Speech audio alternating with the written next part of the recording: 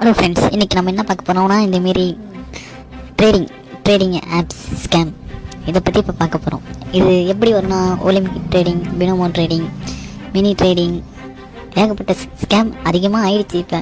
இப்போ இந்த டைமிங்கில் எல்லோரும் அதில் காசு அதிகமாக விட்டு அதிகமாக லாஸ் பண்ணி லைஃபையே விட்டுடுறாங்க.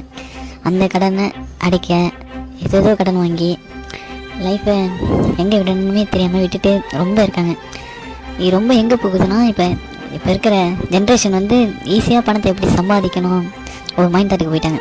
வேலைக்கே போகாமல் எந்த உழைப்புமே இல்லாமல் ஈஸியாக எப்படி மணி சம்பாதிக்கலாம் அந்த ஒரு இதில் தாட்டுக்கு போயிட்டு இப்போ ஆன்லைனில் ஏகப்பட்ட ஸ்கேமில் இப்போ இடத்த பிடிச்சதுக்கு இந்த ட்ரேடிங் தான்.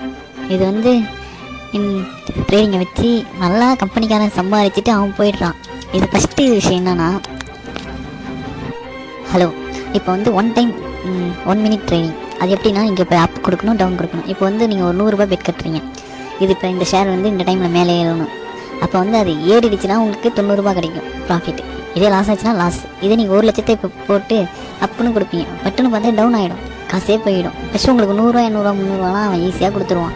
ஏன்னா உங்கள் ஆசையாக தூண்டி அவன் மணியை சம்பாதிக்க பிளான் போடுவான். அவன் ஏமே என்னென்னா உங்கள் ஆசையாக தூண்டிக்கிட்டே இருக்கணும், உனக்கு ப்ராஃபிட் கொடுக்குற மாரி கொடுப்பான். ஆனால் கடைசியில் அவன் நீங்கள் டெபாசிட் பண்ணி எல்லா கட்சியுமே அவன் எடுத்துருவான். நீங்கள் ஆனால் அடுத்த நாள் அதை மறந்துட்டு திருப்பி டெபாசிட் பண்ணி விளையாடுவீங்க.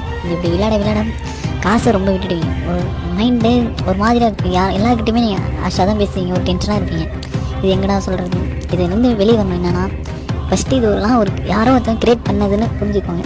ஏன்னா அவனுக்கு தெரியும் இந்த சிஸ்டம் இப்படி தான் ஒர்க் ஆகணும்னு அவன் ப்ரோக்ராம் பண்ணி தான் வச்சுருக்கான். கொஞ்சம் அமௌண்ட்டு கொடுத்தா அவனுக்கு ப்ராஃபிட் கொடு. 50 ரூபா கட்டினா 100 ரூபா. அதுக்கு இது நீ 2000 3000 5000 அதையும் கட்டும்போது அவனுக்கு ப்ராஃபிட் கொடுக்காத லாஸ் ஆக்கிடு. அவன் அடிமையாகிட்டான்.